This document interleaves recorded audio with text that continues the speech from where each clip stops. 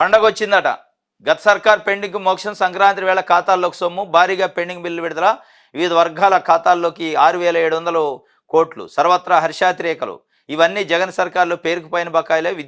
ఉద్యోగులు, విద్యార్థులు, కాంట్రాక్టులు, చిరు వ్యాపారులు, పోలీసులు, అమరావతి రైతులకు జమ అయినాయట. పండగ వచ్చిందట, లేదంటే రాకపోయాం. ఈ 6,700 కోట్లు వేయకపోతే పండగ రాకపోవు.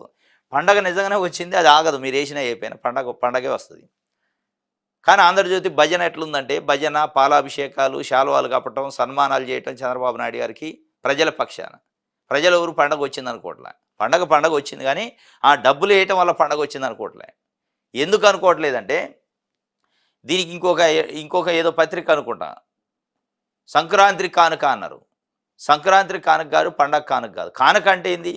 లేని స్కీమ్ని కొత్తదాన్ని పెట్టి కొత్తగా ఏమైనా సీరో సారో పంపిణీ చేస్తే కానుక అంటారు. ఉన్న డబ్బులు వాళ్ళకి ఇవ్వాల్సినవే ఇచ్చి, వాళ్ళకి బకాయి ఉన్నాయి ఇచ్చి కానుకంటే ఏందన్నట్టు దాన్ని? పండగ వచ్చిందట. పండగ ఇప్పుడు రాదు. చంద్రబాబు నాయుడు గారు ఎన్నికలలో చెప్పిన సూపర్ 6 అమలు చేసి నిజంగానే పండగకి వస్తే పండగ వచ్చినట్టు. రైతు భరోసా ఇస్తే 54 లక్షల మంది రైతులకి పండగ వచ్చినట్టు. ఇది 1 కోటి మంది డ్వాక్రా మహిళలకు 0 వడ్డీ రుణాలు ఇస్తే పండగ వచ్చినట్టు. ఇది నేతన్న హస్తం, మత్స్యకారులు, ఇట్లా ఆ తల్లికి వందనానికి సంబంధించి లక్షల మంది మహిళలు ఎదురు చూస్తున్నారు. 1,500 రూపాయలు ప్రతి మహిళకి ఇస్తానండు ఎదురు చూస్తున్నారు. అదేవిధంగా బీసీలు 50 సంవత్సరాలు నిండితే పెన్షన్ ఇస్తానండు ఎదురు చూస్తున్నారు.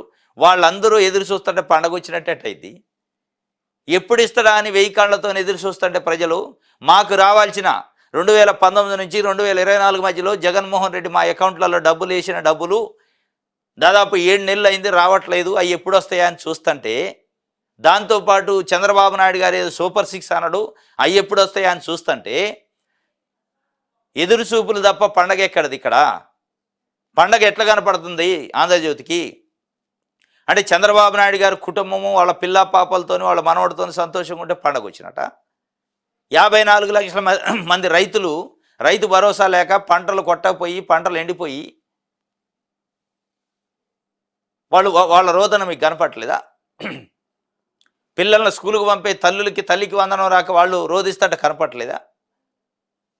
కానీ పండగ వచ్చింది. ఎందుకు వచ్చిందంటే చంద్రబాబు నాయుడు గారు వాళ్ళ ఊరు పోయి సంతోషంగా నవ్వుకుంటున్నారు మంచిగా, ఆరాంసే.